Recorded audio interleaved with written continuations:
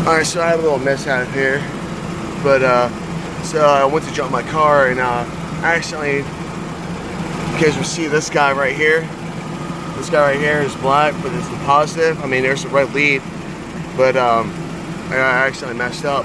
And what happened was I freaking popped this fuse, and I didn't realize how much of a doozy it was going to be to find one of these strip fuses. But what you do is you get yourself a 40 amp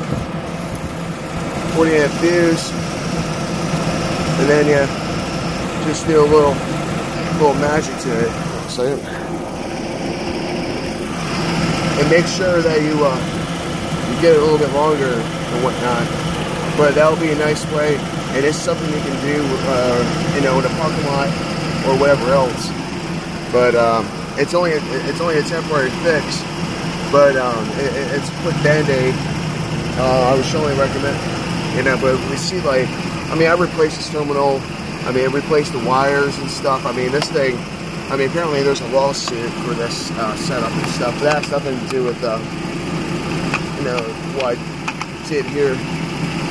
But yeah, just leave that the way it is. And my freaking air ram broke out. But yeah, hopefully that saves some people some issues. Peace.